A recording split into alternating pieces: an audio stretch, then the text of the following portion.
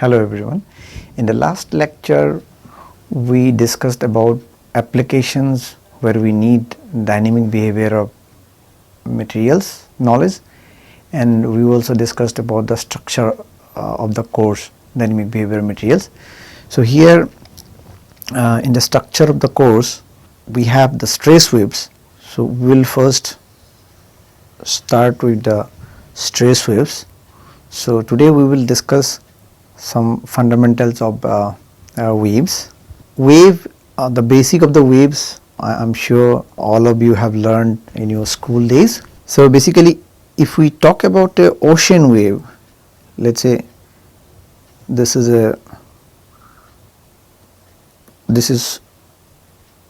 ocean bed and this is the shore.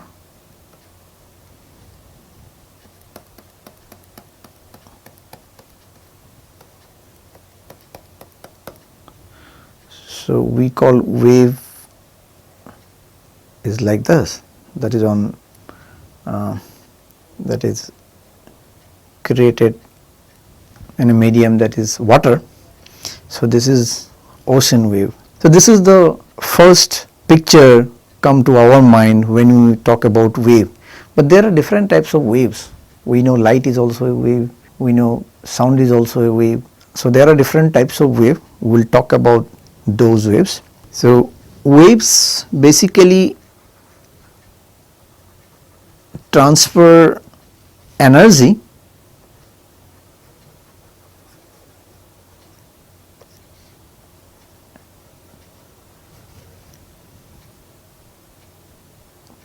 but not matter.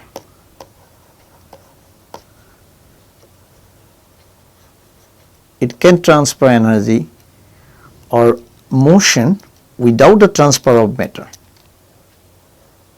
So as you know, in this case the wave transfers energy without long displacement of this much displacement of these water particles. So like any other energy transfer processes, this wave transfer, the wave that is energy transfer needs one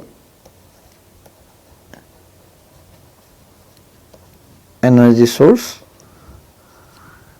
number 2 an energy receiver, and number 3 a medium to through which the energy will be transferred. But sometimes we know that some waves can go without medium as well, even empty spaces, that is you can call vacuum, vacuum, or I can write vacuum. So for example, if we throw a stone in a small pond, let's say we have a small pond, I am drawing a top view of the pond. If you throw a stone, as we know that wave will be generated and it will travel like this, it will travel like this. So here the stone is the energy source. Energy receiver, we can assume that the bank of the pond, this is the pond, small pond, and we are throwing a stone here, stone. So the bank of the pond is the energy receiver and the medium is water, medium is water. So if we talk about different types of waves, we know whatever we discussed is water wave, then there can be sound wave or ultrasound wave, then we know about the earthquake wave.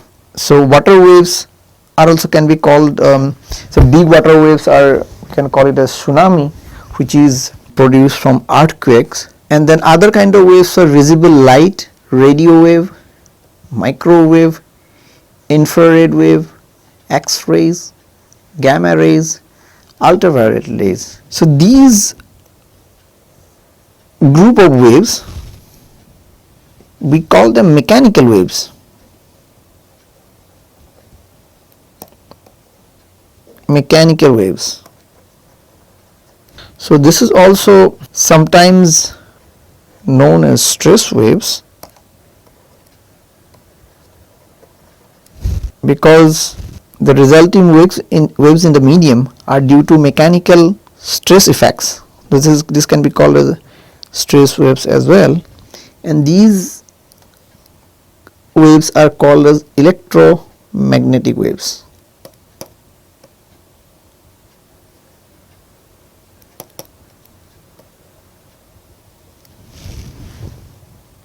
For electromagnetic waves, they were created by vibrating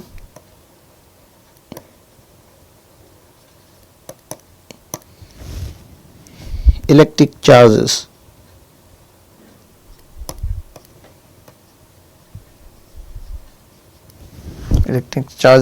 So before going to details about the mechanical wave and electromagnetic wave, we will now discuss about another classification of waves, which is transverse wave and longitudinal wave. So the direction of movement of the medium is not always towards the direction of the energy transfer. So a wave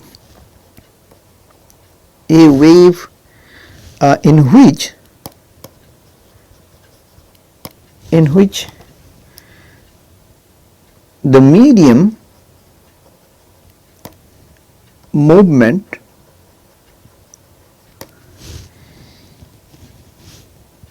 is perpendicular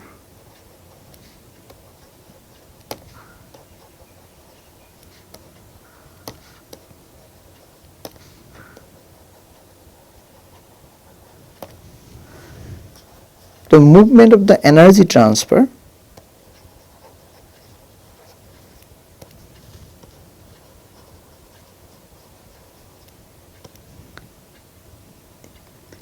is called transverse wave.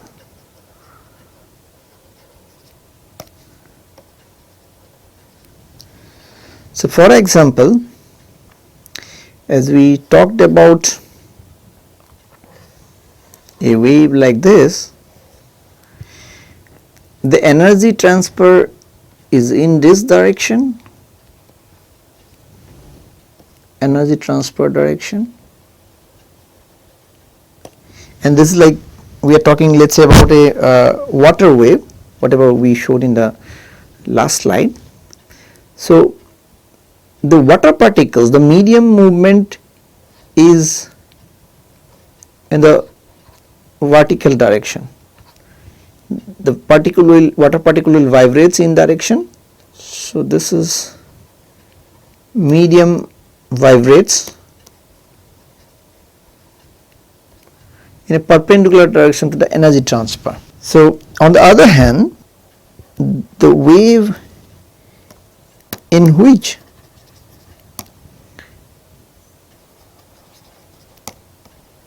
medium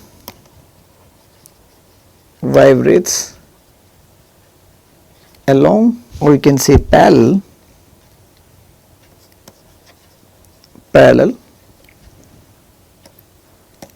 to the energy transfer direction.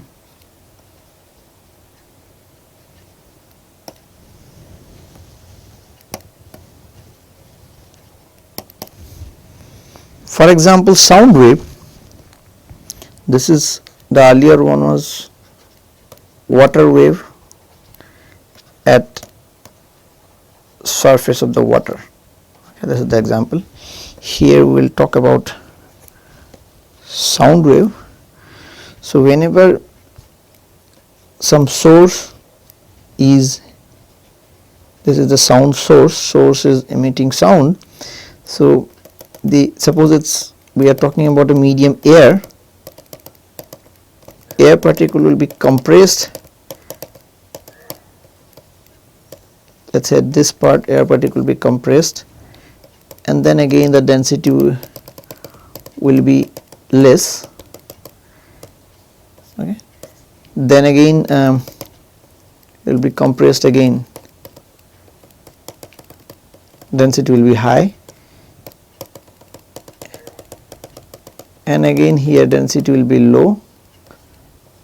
Let's say density will be high here, high here. So this is called rarefaction, R-A-R-E, rarefaction, and these are called compression. Here this is the direction of energy transfer, and the air molecules vibrates in this direction, air vibration. That is, the medium vibration is parallel to the energy transfer direction. So later we will show with will demonstrate these transverse and longitudinal wave with the help of a spring that we will discuss soon. Okay, so let us discuss this.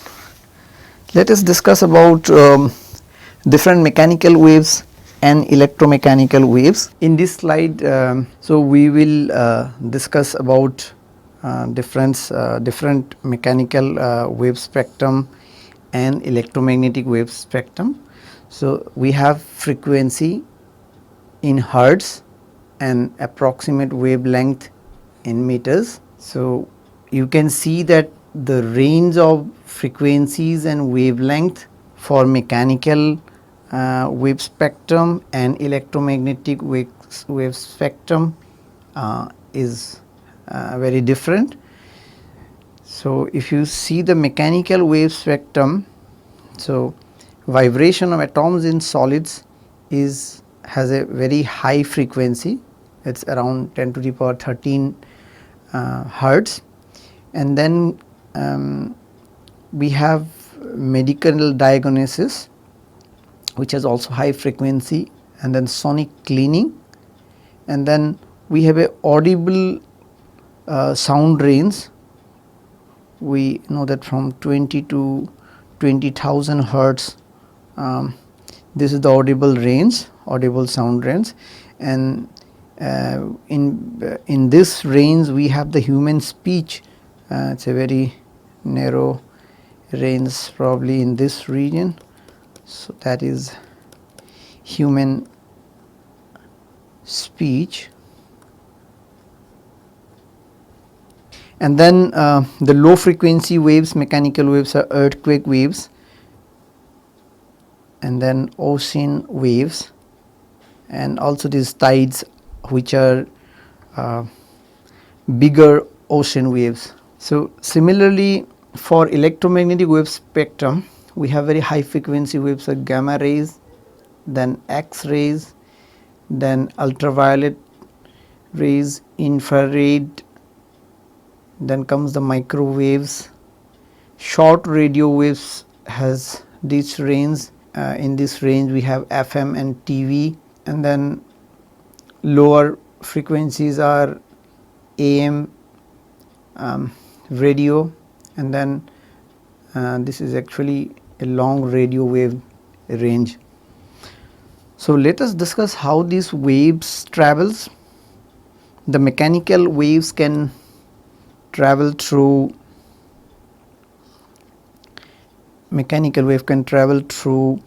solid,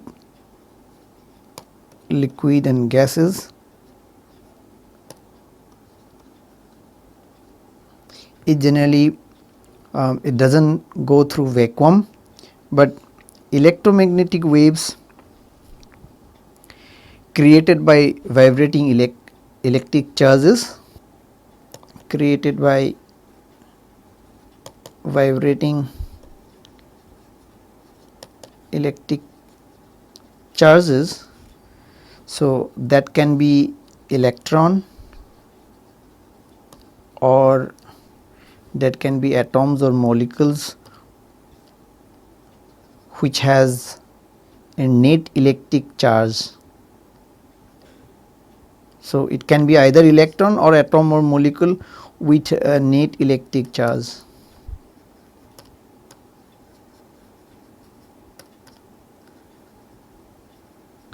So one electric charge can affect another electric charge at a distance even when there is no matter in between. That is why the electromagnetic waves can travel through vacuum.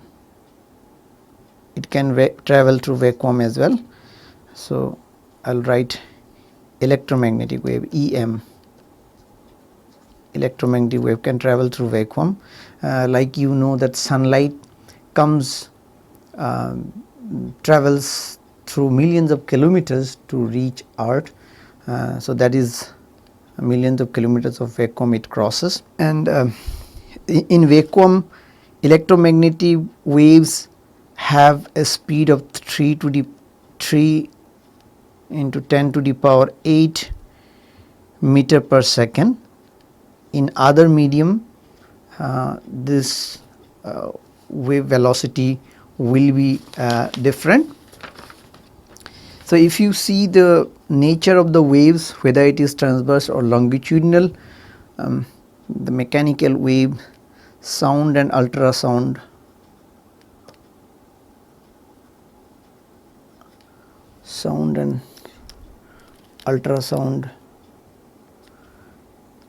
they are longitudinal,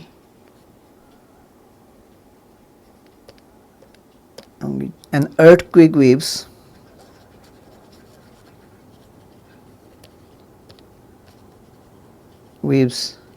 can be both longitudinal and transverse.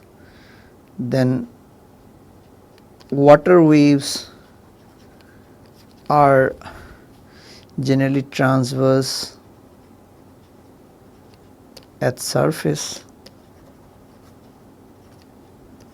and longitudinal inside.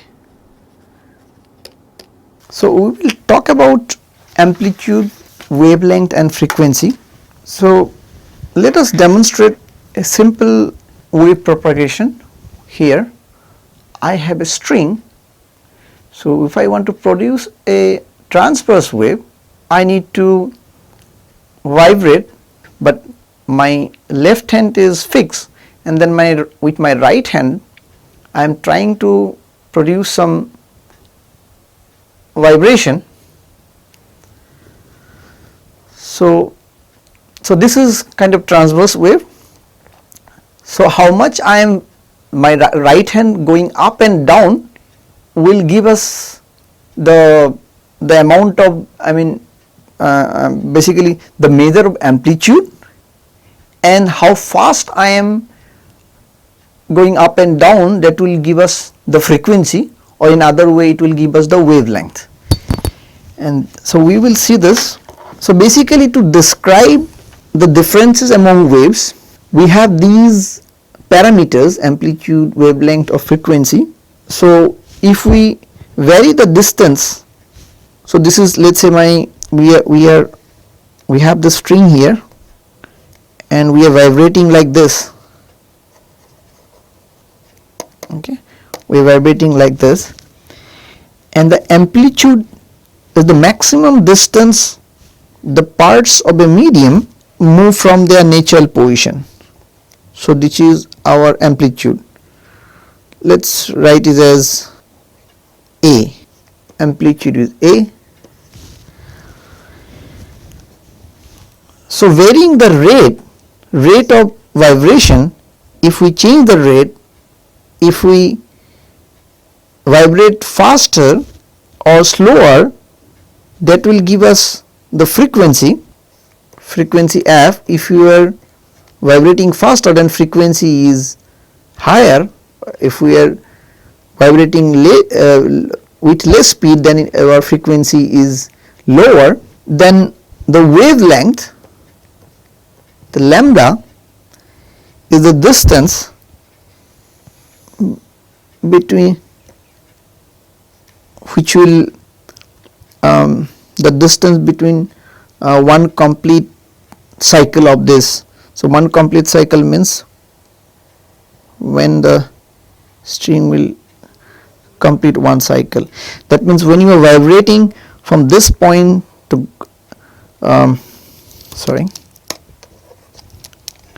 you are vibrating from this point to this position, and then you are going back, then this position, and then again coming back to the original position. That will give you one complete periodic motion, and that distance we call as a lambda. So we have another parameter which is called time period. Time period tau, which is the time required to travel, time required for the wave to travel a distance lambda.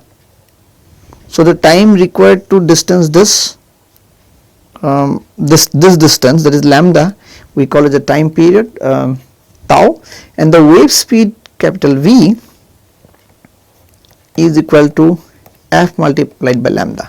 That is actually the total distance divided by the time required to travel that distance. The frequency is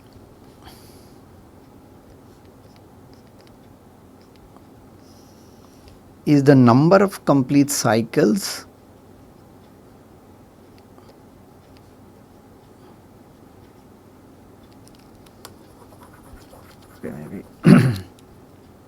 the frequency can be defined as number of complete cycles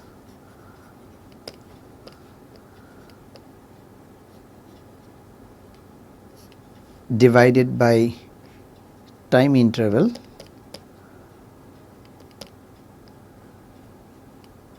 so in this case let us say from x equal to 0 to this portion. So we have two number of cycles, two complete cycles. So if this waves, assume that this waves travels 100 cycles in, let us say 4 seconds, then the frequency of the wave will be 100 divided by 4, it will be 25 per second, and we write it as 25 hertz, or hertz can be written as Hz in short. So as I already mentioned that wave speed capital V is equal to wavelength lambda into frequency f. So now let us discuss about this. So we hear sound of thunder. So sound of thunder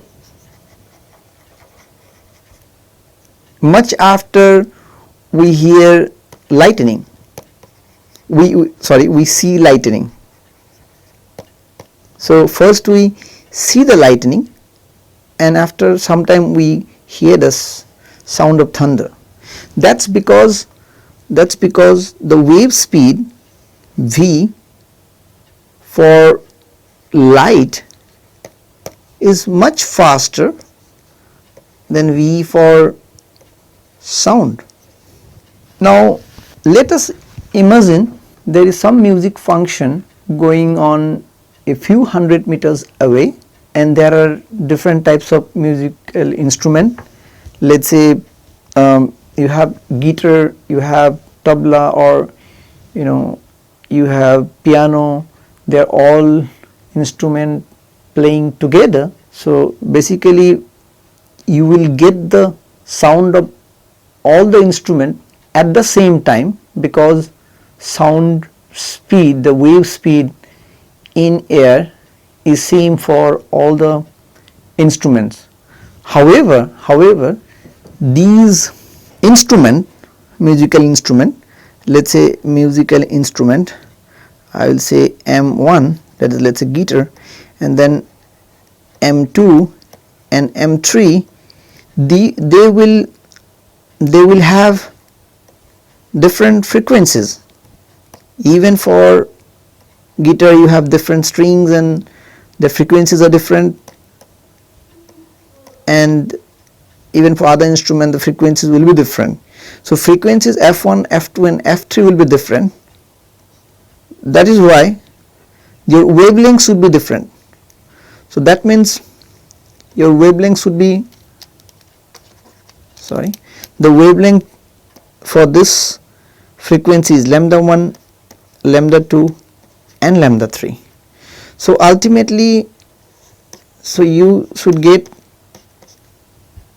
your frequency of the first instrument multiplied by the wavelength of the first instrument will be equal to the other instrument F2 lambda 2, F3, that means F subscript 3 lambda subs 3, that should be equal, because we know that sound speed in air is around 330 meter per second.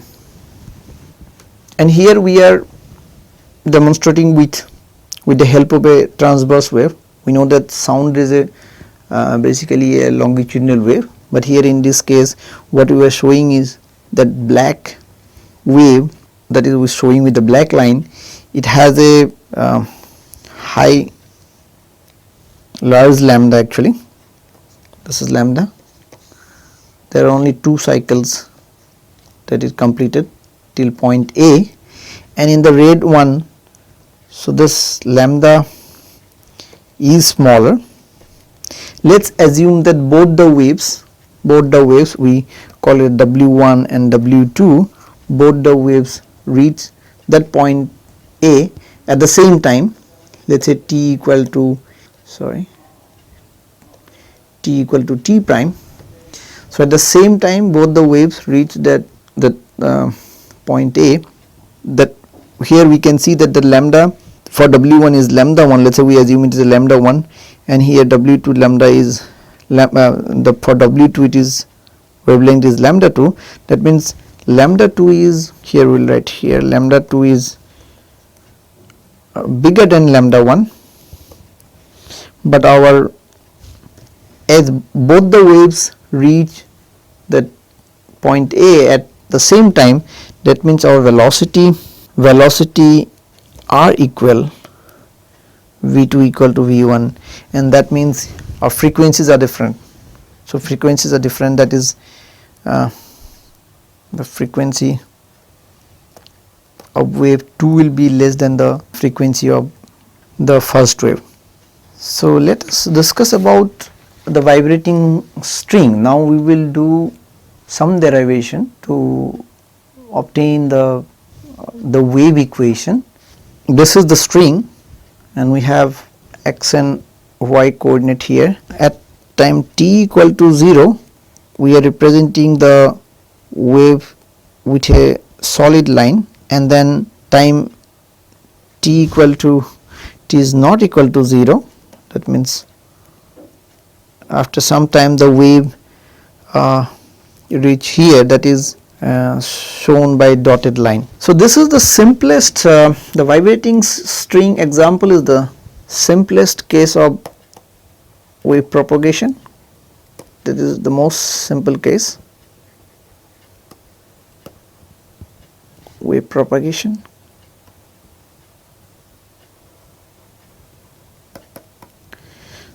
So basically the shape of the wave is, we are taking the simplest one, the sinusoidal wave. As you can see, the y equal to 0, we are talking about now t equal to 0, the wave position at t equal to 0, y equal to 0 at these positions, y equal to 0, y equal to 0, y equal to 0. That means y equal to 0 at x equal to 0 or x equal to lambda by 2, that we already know. Lambda means the wavelength, which is lambda or 3 lambda by 2. Similarly we can go on So we are talking about this condition at time t equal to 0. So the amplitude is y naught and wavelength is lambda, we already told that. And actually if we it is understood that we are vibrating this end, and that's why at time t is not equal to 0, that means that let's say after some second, it's not actually second, it may be after some, let's say, millisecond, we got this dashed line. So we will now see the wave speed expression, wave speed v, capital V, will be equal to the total distance travel x divided by total time of wave travel, which will be equal to lambda by tau. As we discussed in a previous slide, that tau is the time required to travel one wavelength, that is lambda.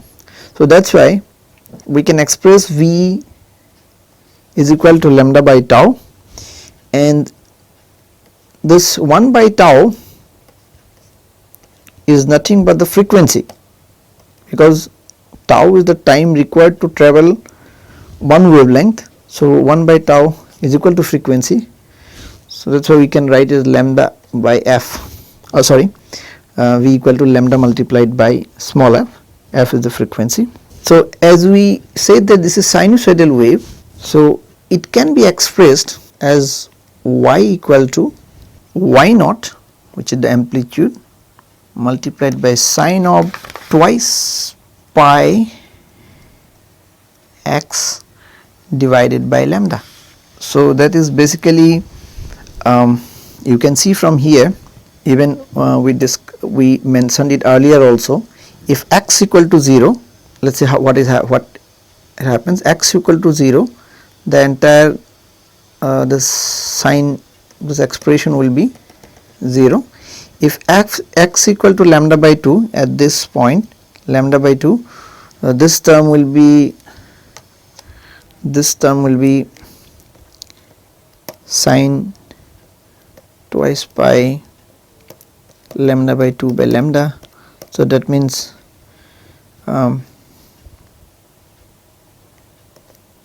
sine pi, which is 0. And then similarly if you talk about x equal to lambda, then again it will be, y will be 0. Similarly x equal to 3 lambda by 2, x equal to 3 lambda by 2 here, and here x equal to lambda, in this case x equal to lambda by 2. So sorry, 3 lambda by 2. So in these, at these positions, the y will be equal to 0. So that's why we can represent the shape of the wave,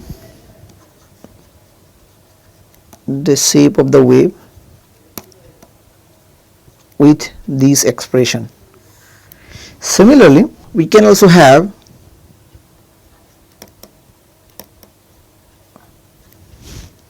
y equal to y naught sine twice pi ft. That is another way to express it, because we can check that if we multiply, suppose at different time intervals, so we will get that this expression will give you the values pi, twice pi, 3 pi, and so on. So this will be again, so y will be 0 at those positions. So in the previous slide we have derived these equations, y equal to y sine twice pi x divided by lambda, y equal to y naught sine twice pi ft, frequency and time, and this is these two equations different version of the same one equation of harmonic vibration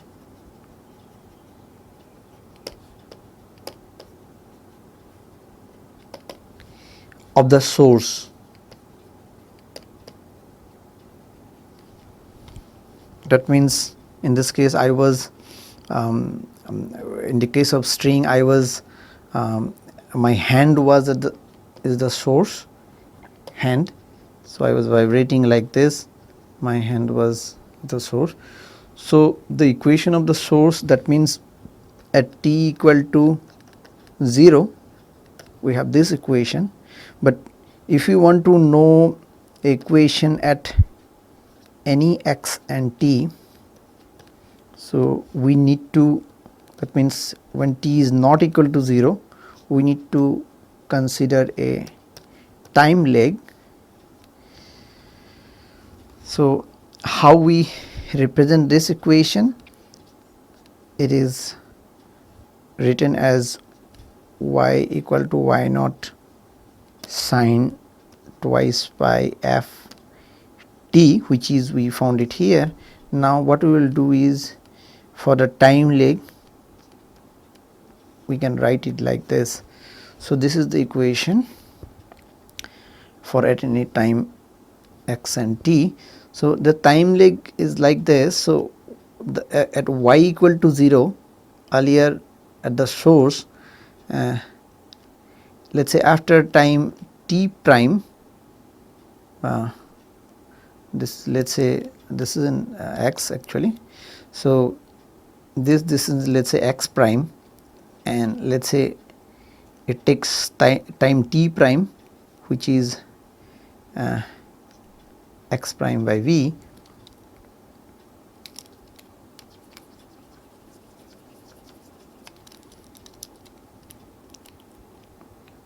Okay, let us assume this is distance x, and let us assume it takes time t prime to cover this distance. So, x by v is the time. So, that means that time lag t from t we subtract the t prime, so that we know now this is a new position of this wave. So, why we are subtracting this minus sign? Because the wave is traveling towards right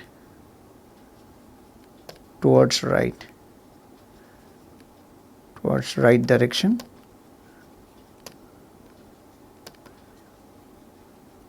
So, it is traveling towards this direction, that is why this negative sign comes. So, now this equation will give the displacement at any time x, at any time t and any position x. So, which can be, this equation can be written in another form, this form. How we can do it? We know that v is equal to f lambda, and then if you rearrange it f by v, from here if you see, here we have f and v. So, f by v will be equal to 1 lambda, and that will give you this equation. This relation will give you this equation, and this is the displacement, equation of displacement at any position x and time t. So, now we will take a segment from that string. Let us say we are taking a small segment out of the string. Let us say this is the small segment ds. We will take this segment and we will go to the next slide. So, this entire portion is the segment ds of that string.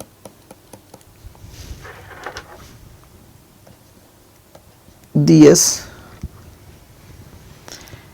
and let's say this is point A, this is B, and for our reference we are putting this as C. So the x direction length of the segment is dx, and the y direction length we can get it as the partial of y with respect to x multiplied by dx. So as you know, y is a multivariable function, is a function of x and t. Y is a function of x and t, both position and time.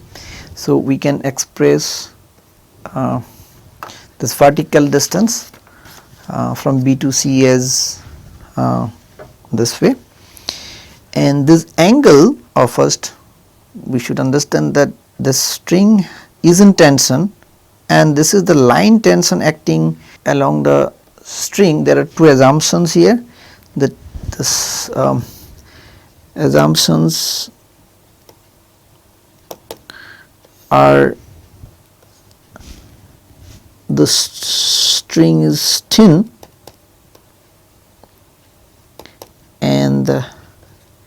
and also the tension along from point A to point B will be not very different, that is tension is constant,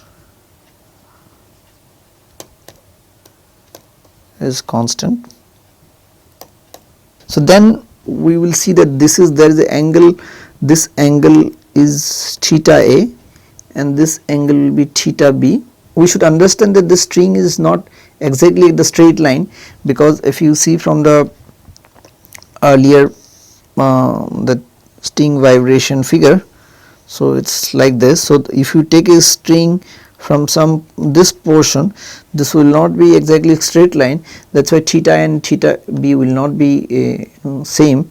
So this will probably, the theta will be something like that, and this theta B will be theta subscript A plus differential of theta. Sorry. So now first, as this segment is in motion, so we will apply the Newton's second law. Newton's second law.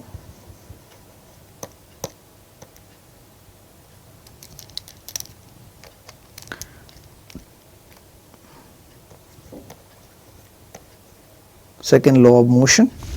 So this is all the motion takes place in the y direction, we assume that, and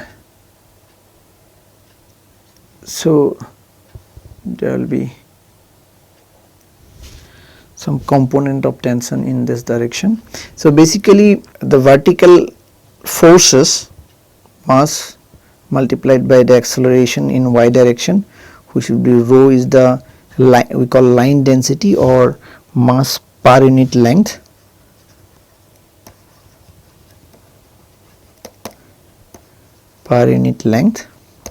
And as we know, y is a function of x and t, so that is the rho ds will give us the mass, and the acceleration is double partial of y with respect to t. So here if we consider all the vertical forces, we see that this is t sin theta subscript b and this is t sin theta subscript a. So the vertical forces is equal to, the resulting vertical force is equal to line tension multiplied by sin theta subscript b minus line tension multiplied by sin of theta subscript a, which is then again equal to, we can take t common out of this expression, and then sin theta a plus d theta, differential of theta, and then sin theta a. This expression will be equal to rho ds second partial of y with respect to t. So we are assuming that all the motion takes place in the y direction. So there is another assumption that all motion in y direction. Why all the motion in y direction? Because we are giving only y direction motion of the string. So moving on from this, so the expression what we got in the previous slide, we will multiply the previous expression and at the same time multiplying and dividing, at the same time we are dividing the expression by d theta. So we got this, and but we know that this expression sin theta a d theta minus sin theta d theta is a kind of differential of sin theta a, the expression on the top, and actually d theta. So basically it's a derivative of sin theta a with respect to theta, that will give you cosine of theta a. So from the previous expression what we got is t cosine of theta d theta is equal to rho ds, second partial of y with respect to t. So this comes from this equation, and also we know that from the right angle triangle ABC, cosine of theta that is based by hypotenuse. Okay, from the right angle triangle ABC we can get that cosine of theta a will be equal to dx ds. So basically if we have the line segment ds, and so we have dx, this one is dx, so this is cos theta a. You can get an expression finally like this, ds will be equal to dx divided by cos theta a. So we will now try to eliminate theta. To eliminate theta, eliminate d theta. What we can do is, we know that tangent of theta for a right angle triangle is perpendicular by base. Here in this case, so we have x plus dx and x. This one is partial of y with respect to x and multiplied by dx. So ultimately from the tan theta a we have x plus dx minus x, that means this dx, and we have this minus this, so basically this minus this, so and finally it ends up with partial of y with respect to x, and from that we can get partial of tan theta a, partial of tan theta a with respect to x. I mean we take taking partial derivative on the both the sides, and that will give you second partial of y with respect to x, and this will give you sec square theta a partial of theta with respect to x, and this will give you differential of d theta a will be equal to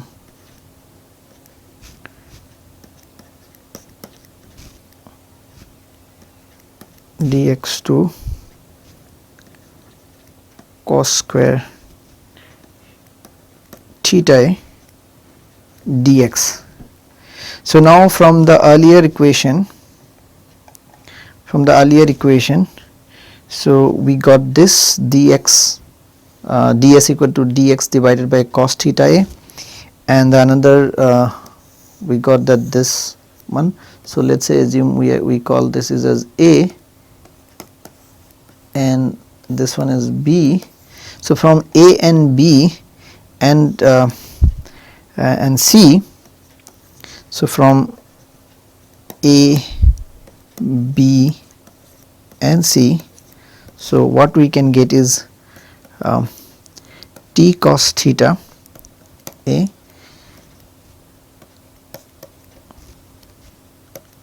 cos square theta a dx is equal to rho dx cos theta a second partial of y with respect to dt2, and this will give you t cos to the power 4 theta a second partial of y with respect to t equal to rho second partial of y with respect to t. So for very small oscillations, generally the oscillations, if we consider oscillations are very small, so cos theta will be equal to 1, and that will give you this equation. So this is the differential equation for wave, or you can call it wave equation, differential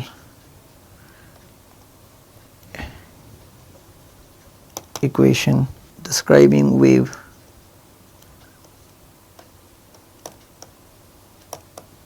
Describing a wave, or you can call it a wave equation.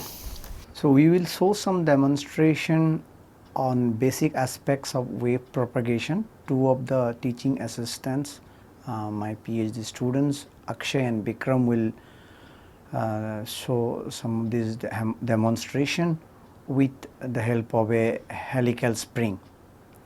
So we will show longitudinal and transverse wave propagation. You will see what happens when the spring has spring is tighter or it has higher stiffness. So far we have discussed about the wave speed of vibrating string, and we saw that depends on the line tension, and that means if it is line tension is higher, that wave speed is higher, and that is square root of the ratio of line tension and mass density. Similarly, so in a solid medium, the elastic wave speed is depends on the Young's modulus. So if we have a higher stiffness spring, that means if we stretch the spring, then we will see what will happen to its wave speed. So we will show the longitudinal wave, that's actually longitudinal compression.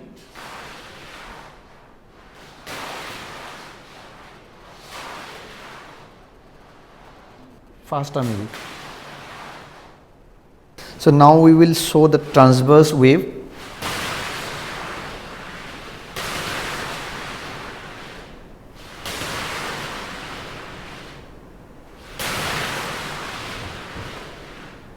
So now we will show the transverse wave.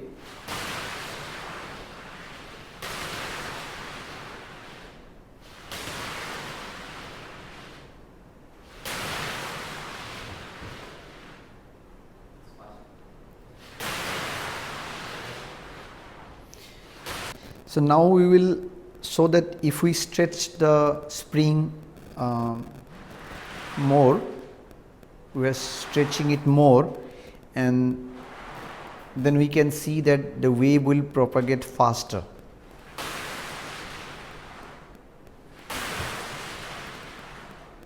So we can see that this is a faster wave propagation than the previous case, where the spring was not stretched much in the previous case. Then we will see what will happen if we increase the frequency. So you can show two cases. First one is slower, and then you can have a higher.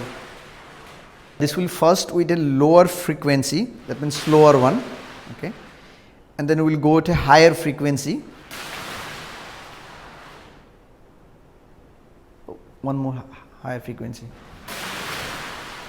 So in this lecture we have discussed about the basics of wave propagation, and then we also discussed about the wave equation for a vibrating string, and then in the next lectures we will discuss about the difference between quasi-static and dynamic deformation from atomic perspective, and then elastic wave and its classification. Thank you.